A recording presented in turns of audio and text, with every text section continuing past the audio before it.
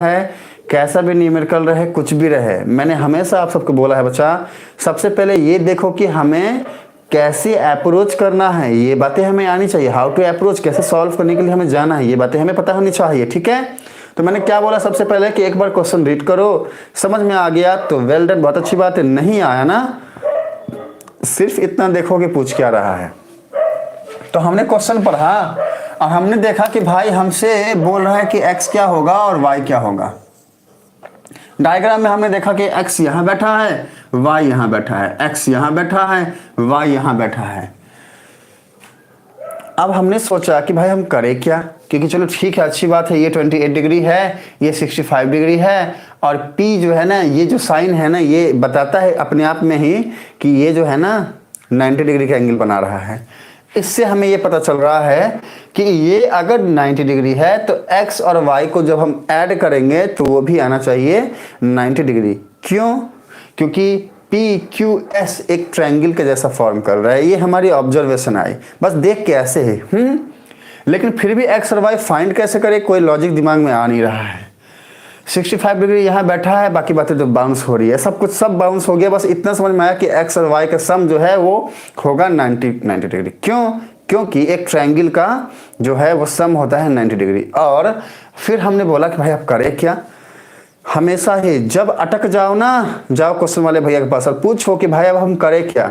भले ही तुमको बोलेगा दुर्बुर्बा कैसे बोलेगा, अब जाओगे यहाँ पर पूछने के लिए भाई करे क्या, हमको समझ में नहीं आ रहे, तो ये डांटेगा, बोलेगा ऐसे डांट के, दुर्बुर्बा कहेगा, डांटेगा। हाँ, पापा जैसे हम सबको डांटते हैं ना वैसे।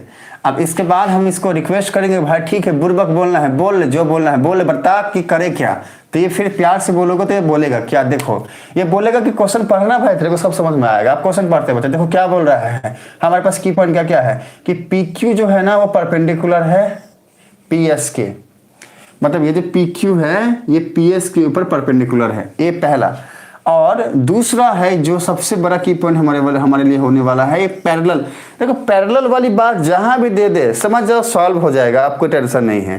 पैरेलल वाली बात ना होती है, नहीं होती है तो दिक्कत आता है। हाँ, दिमाग ज्यादा लगाना पड़ता है।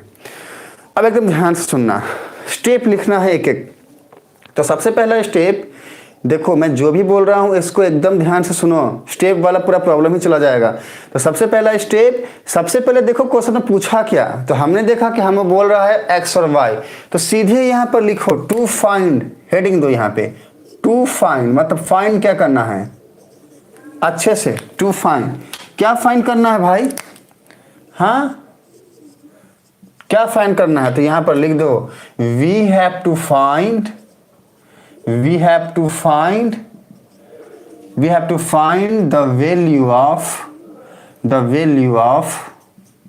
value of x and y।